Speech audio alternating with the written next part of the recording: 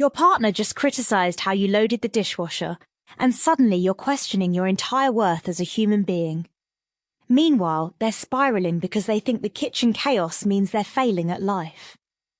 Today, we're diving deep into the psychological underbelly of Alison Armstrong's Queen's Code, specifically how internal judges and self-doubt create the criticism cycles that can make or break relationships. By the end of this episode, you'll understand why criticism lands so hard, where it really comes from, and how to recognize the invisible forces shaping your most intimate conversations. So, let's start with something that might surprise people. This isn't really about the dishwasher at all, is it? Not even close. According to the page content, what we're really looking at is something much deeper. Alison Armstrong's original Queen's Code premise was that women criticize men because they want things to be better. It comes from a desire for improvement. But the rest of the story, as this analysis puts it, begins with the internal pressure many women carry long before any relationship even starts. Internal pressure? What kind of pressure are we talking about? The page describes it as an internal judge, this harsh, demanding inner voice that sets impossible standards. Many women grow up hearing messages that they must be competent, responsible, aware, and on top of everything. Their value becomes tied to how well organized they are, how effectively they prevent mishaps. So it's like having a really mean boss living in your head 24/7? Exactly. And here's the kicker. This internal judge can question how they manage life, how well they anticipate needs. Over time, it creates what the page calls a standard no one could ever meet. It tells them they should always be doing more, knowing more, being more. That sounds exhausting. But how does this connect to relationship criticism? Well, the page asks a crucial question. Is the criticism he hears sometimes the overflow of the criticism she directs at herself? When that internal judge is active, the pressure doesn't stay contained. It spills outward. Oh, wow. So when she's criticizing him about the dishes, she might actually be battling her own internal voice, saying she's failing as a partner? The page suggests exactly that. It describes how a woman may see something that could be better, but the urgency she feels isn't really about the man or the moment. It's about the standard she feels she must live up to. If he doesn't step in the way she hopes, it feels like she's being left alone with a burden she already believes she's failing to carry. This is making me think about that whole thing where guys say they're attracted to confident women. Is there a connection here? Absolutely. The page explores this fascinating dynamic. According to Armstrong's observations over many years, men consistently name self-confidence as the most important quality they hope to find in a partner. But here's the twist. It might have less to do with personality traits and more to do with what the page calls inner climate. Inner climate?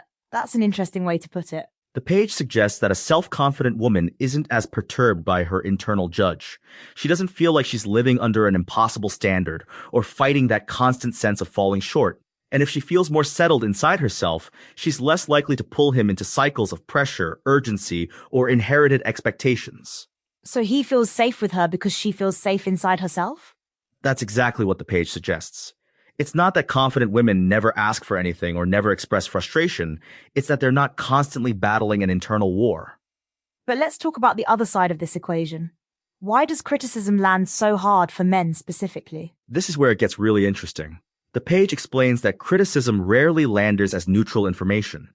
Instead, it lands as meaning shaped by the inner voice that's already present. A man often hears two conversations at once, his partner's words and his own self-doubt. His own self-doubt? So men have internal judges too? Absolutely. The page describes how that inner voice doesn't usually name a trait, it names a fear. It whispers that he's falling short and sometimes goes deeper to question whether he's worthy at all. The outer criticism doesn't create the pain, it activates doubt that already lives inside him. So it's like criticism hits a nerve that's already exposed. Exactly. And here's what makes it even more intense. The page points out that this dynamic intensifies when the critic is his chosen partner. She's not simply another person in the room. She's someone he has allowed into his identity. That's a powerful way to think about it. When you choose someone as a partner, you're essentially giving them access to your emotional core. The page describes it as intertwined inner worlds. When two people choose each other, their inner worlds can become deeply intertwined.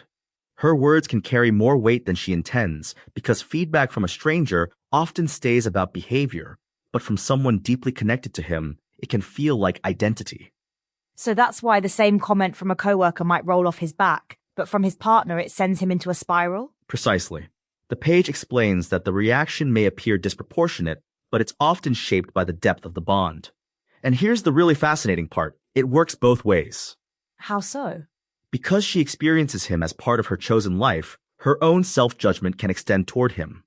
The standards she applies to herself can quietly expand to include him. If she questions whether she is enough, that pressure can spill outward. Wait, so her internal judge doesn't just affect how she sees herself, it affects how she sees him too? The page suggests exactly that. Her internal judge is tied to her sense of identity, and because he's part of the life she's chosen, he becomes intertwined with that identity. His behavior can begin to feel like evidence about whether she's doing enough. This is starting to paint a picture of why some relationship conflicts feel so intense. It's not really about the dishes or the laundry, it's about two people's deepest fears about their own worth colliding. That's beautifully put. The page describes it as two forms of self-doubt meeting inside one conversation. Her internal standards move outward, his internal doubts flare inward. Without awareness, each partner may hear in the other the very fear they carry within themselves. Let's get practical for a moment. The page mentions something about women noticing things men don't. How does this internal judge dynamic play into that? This is where it gets really clear. The page explains that when someone grows up with the message that they're responsible for how everything looks, feels, and functions, their attention becomes trained to scan for what's out of place. Not because they want to be controlling, but because their nervous system has learned that being aware and preventing problems is how they stay safe, respected, or acceptable. So it's like hypervigilance, but for household management? The page actually uses that exact term, hypervigilance.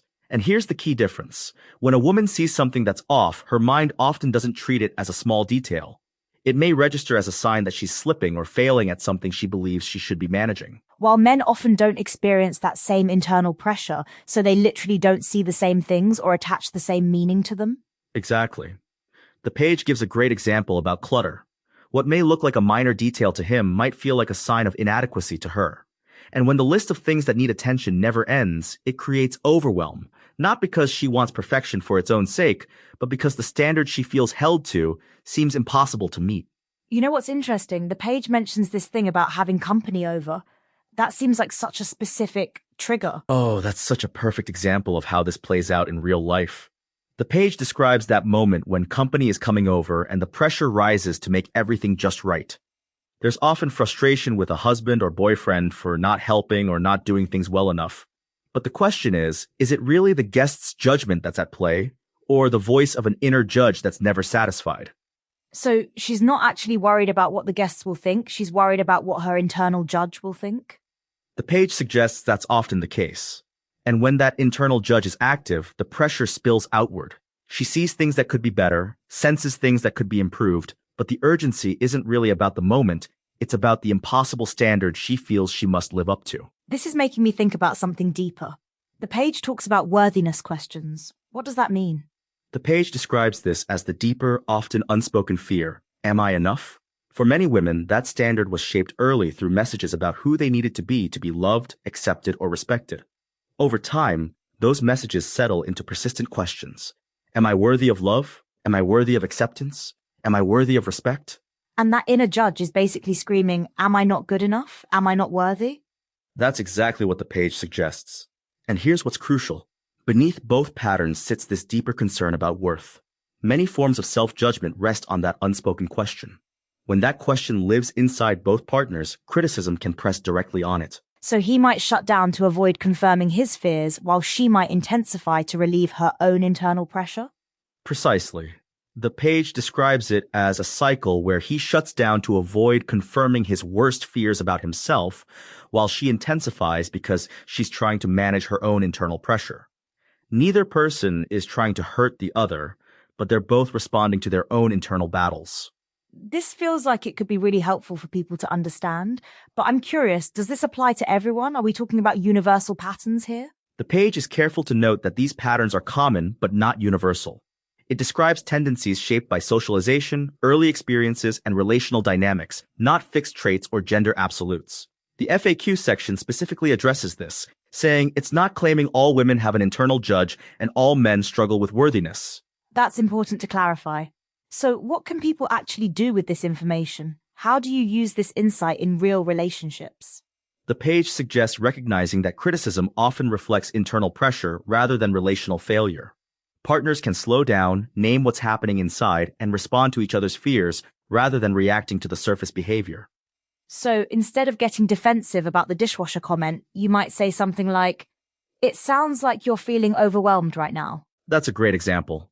And the page emphasizes that understanding this doesn't excuse hurtful criticism, it simply reveals the emotional forces underneath so partners can respond with clarity rather than defensiveness or shame. You know what strikes me about all this? It's not about blame at all. The page seems really careful to avoid pointing fingers. Absolutely. The FAQ section specifically addresses this. It's not blaming women for criticism in relationships. It's providing context. It shows how men carry their own internal doubts too, which shape how criticism lands. The goal is compassion for both partners, not assigning fault. And it actually builds on Armstrong's original work rather than contradicting it, right? Exactly. The page explains that Armstrong's insight about women wanting things to be better still holds. But this adds a deeper layer. Many women also carry internal standards they never chose. The two ideas complement each other. One describes the behavior, the other explores the emotional roots. So when you step back from all this, what we're really talking about is how our deepest fears about ourselves show up in our closest relationships.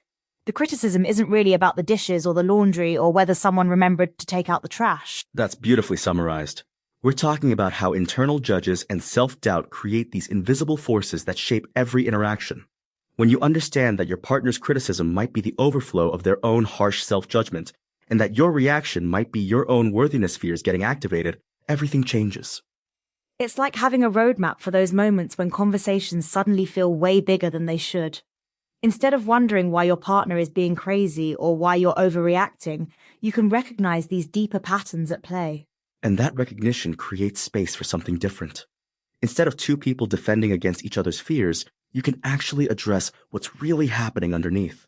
That's where real intimacy becomes possible. Here's what I want you to remember from today's conversation. The next time criticism lands hard in your relationship, whether you're giving it or receiving it, pause and ask yourself, whose internal judge is really talking right now? Because understanding the psychological forces behind our most difficult moments isn't just academic. It's the key to breaking cycles that keep couples stuck and creating the kind of emotional safety where love can actually flourish.